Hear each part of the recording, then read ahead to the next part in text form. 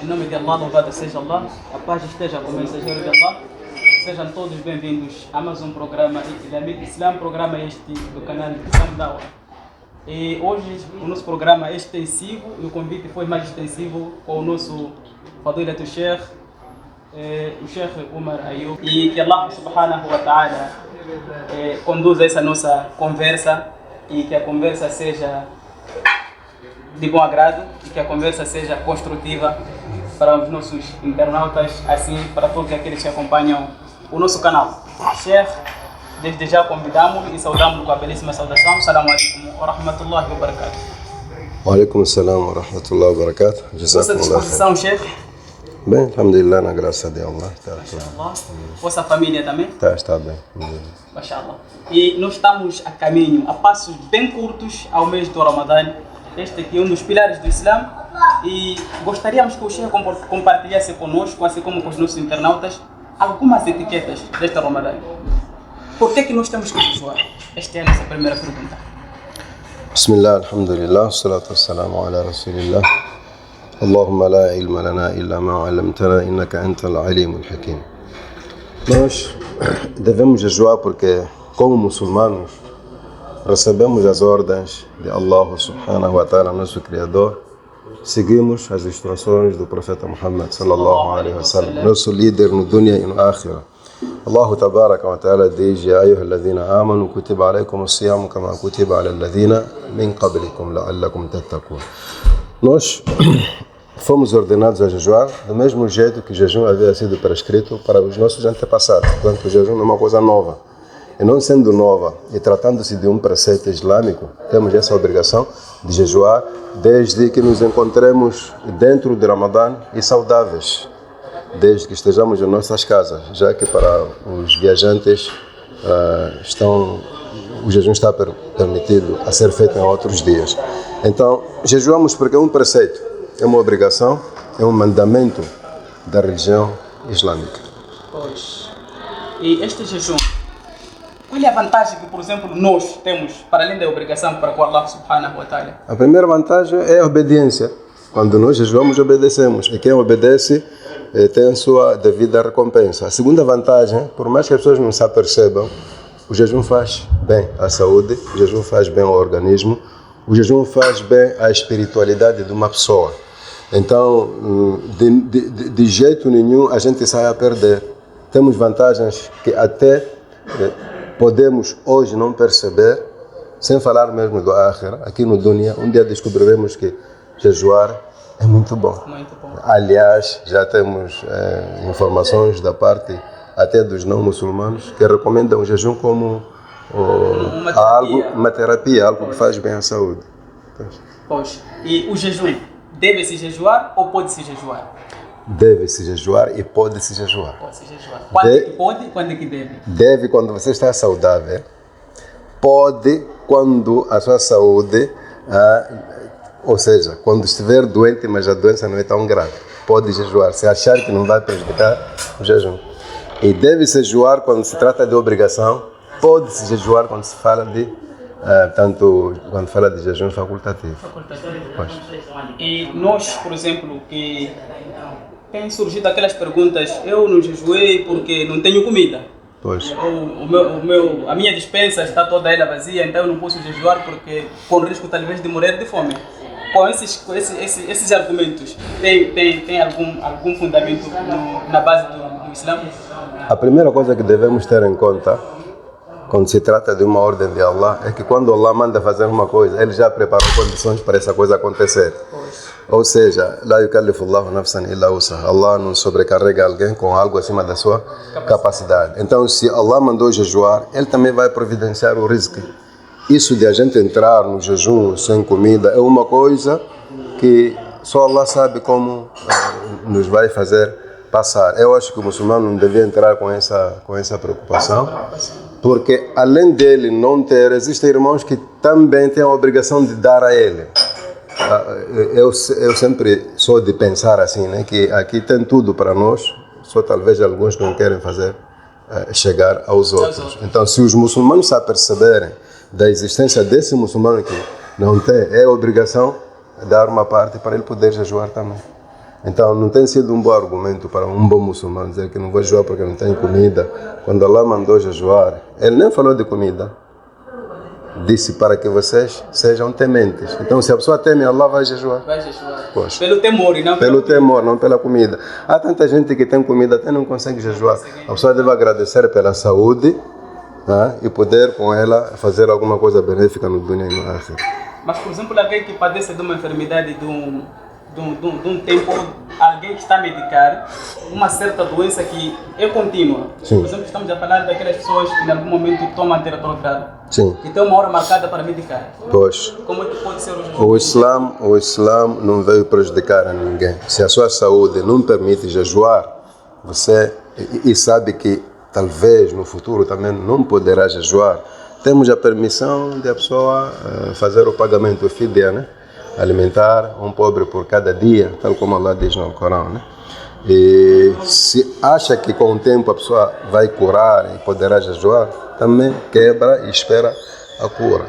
No caso de doenças clinicamente não curáveis, a pessoa já entra na classe dos mais adultos, dos anciãos, né? Que mesmo podendo, mas por causa de velhice não podem jejuar, eles alimentam alguém por cada dia de jejum. E existe uma relação entre o jejum e o salat? Muito forte. A partir do momento em que percebemos que quando se fala dos pilares do Islã, Allah fala de shahada, o profeta fala de shahadatain e depois a salat, em terceiro vem o jejum. Olha, o jejum tem uma ligação muito forte, mesmo praticamente antes de fazermos salat, jejuamos. Não é isso? Sim. Depois que vamos fazer salat. Só que esta relação não pode ser confundida de modo a pensar que uma substitui a outra. Não. Salat é salat, jejum é jejum. É tanto que existem pessoas que jejuam mais do que fazem salat. O recomendável é que a pessoa faça salat e jejua. A relação é muito forte. E nós podemos ir a fundo aqui na relação entre o salat e o jejum. Quando Allah subhanahu wa ta'ala chama para o salat, diz Ya ayyuhalladhina amanu. Quando chama para o jejum, diz Ya ayyuhalladhina amanu. Então qual é a relação entre o jejum e o salat? Iman. Se você tem iman, você vai jejuar assim como faz salat. E aquelas pessoas que têm argumentos que, pronto, eu não fiz nikah e eu não sei se posso jejuar, não devo jejuar porque a mulher com quem estou a viver, estou com ela numa união marital. A obrigação dessa pessoa é casar como o muçulmano casa.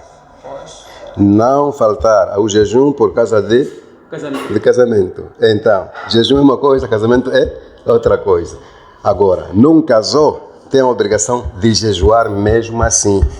Sempre que mantiver relação ilegal, fica pecado. Sempre que jejuar, fica obediência. E no fim do dia, ou no dia de cama, o que vai acontecer? Allah vai pesar. Se o número de zinás for maior que o jejum, Allah sabe mais. Mas em nenhum momento o fato de a pessoa não casar serve de argumento para não jejuar. Não. E temos muitos muçulmanos que jejuam nas condições em que nós vivemos muitas das vezes. Digo isso porque tem comerciantes, tem as pessoas que dizem meu risco provém da minha ação. Falo daquelas pessoas que fazem curandeirismo, que em algum momento são muçulmanos. Sim. São curandeiros, fazem adivinhas e muito mais. Sim. Não só, existem aqueles muçulmanos que não são muçulmanos, mas a maior parte estamos a falar de muçulmanos porque eles têm uma ligação direta com a unicidade de Allah subhanahu wa ta'ala. Então, eu tenho uma panela dentro, por exemplo, uma panela que em algum momento digo é que me afasta os problemas, aquelas doenças do coração que muitas pessoas têm. Exato. Esta pessoa, como que fica a relação do jejum dele? Por regra, quando nós convidamos as pessoas a abraçar o Islã, começamos com o monoteísmo, o tawhid. Nós temos que curar primeiro essa doença, dele pensar que a panela lhe segura, depois chamamos a pessoa para o jejum. Quem tem problemas de monoteísmo, é claro que o seu jejum não adianta. Então nós temos que perceber que na sociedade temos várias camadas de pessoas que se dizem muçulmanas. Atenção, se dizem muçulmanas. É preciso que pregadores ou de forma coletiva, todos os muçulmanos se preocupem com o seu monoteísmo, a sua unicidade em relação à unicidade de Allah subhanahu wa ta'ala. Primeiro crer em Allah e não associar nada a Ele, depois cumprir com os seus mandamentos.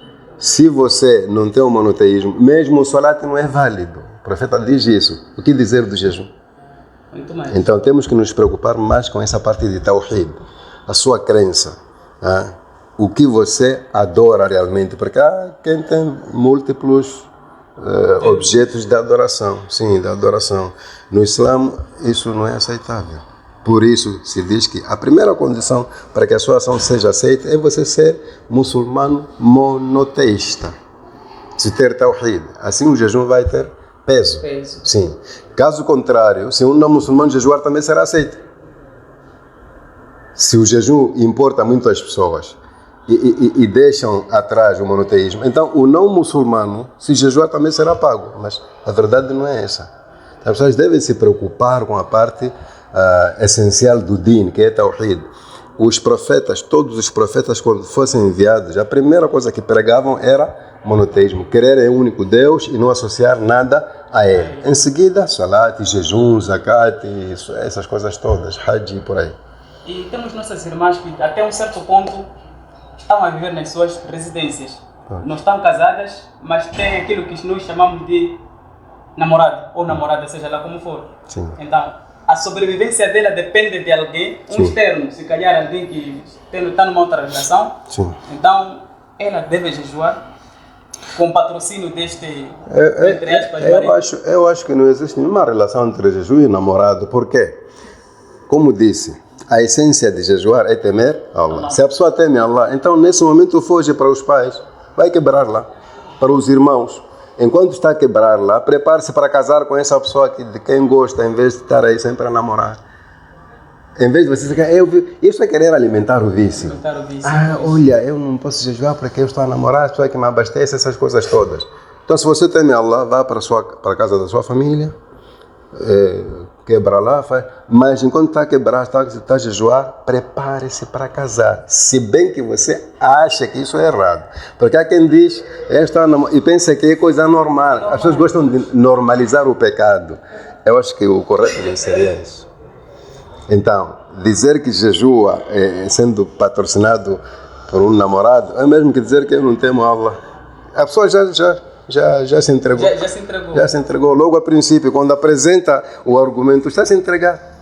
Quem perguntou, quem procurou saber se o jejum é válido, ela mesma está a certificar que o meu jejum não está bem. Então, sai daí para que o jejum seja bem visto perante Allah. E para prevenirmos, antes de nós chegarmos mesmo no jejum, quais são as coisas que podem estragar este jejum? Bem, no Ahkam al-Siyam, nas regras de etiqueta de jejum, as principais são duas: comer ou beber em pleno dia de jejum. Depois vem a seguir a prática do sexo. Depois vem as partes morais ou significativas, que é, por exemplo, mentir. Às vezes que a pessoa quebra o jejum sem comer. Porque mentir. Sim. Mas, chefe, ou por contribuir numa fofoca. Desculpa, mas tenho um pensamento. Antes disso, antes que eu esqueça também, isto aqui também pode quebrar o jejum. Está aqui a conversar de jejum. Com quem? Com quem estou a conversar e qual é o teor da conversa? Então, existem elementos físicos, práticos que quebram o jejum e existem elementos significativos, elementos morais. O que é que eu estarei a fazer se estando de jejum estou aqui a conversar mentiras? O que é jejum, afinal? Jejum não é abster-se de tudo que Deus não quer. Então, eu acho que as pessoas prestam mais atenção na parte física, que é comer, beber, fazer relação. E se for assim, muita gente jejua. Mas se incluirmos lá aqueles fatores morais, espirituais, temos poucos jejuadores. E nós estamos consumidos pelo, digo assim, talvez pelo fanatismo, sim?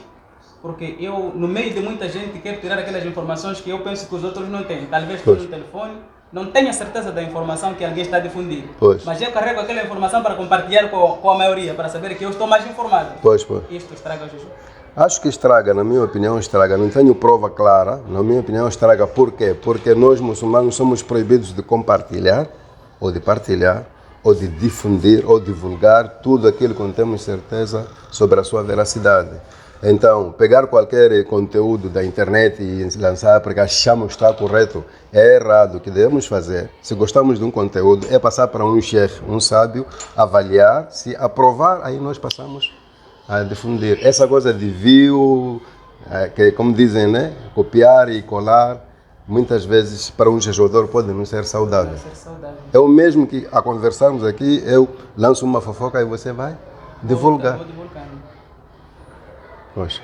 Pois, e aqueles jovens que em algum momento jejuam e depois, na calada da noite, tem uma outra ação que não é boa. Está bem claro. فَمَنْ يَعْمَلْ مِثْقَالَ ذَرَّةٍ خَيْرًا يَرَهُ وَمَنْ يَعْمَلْ مِثْقَالَ ذَرَّةٍ شَرًّا يَرَهُ. Jejuou, Allah vai aceitar se você cumpriu com os preceitos do jejum. Cometeu o pecado à noite, o pecado é registrado. E nós vamos andando assim. Agora, você não quer que ao lado do seu jejum esteja registrado lá um pecado, simplesmente deixa.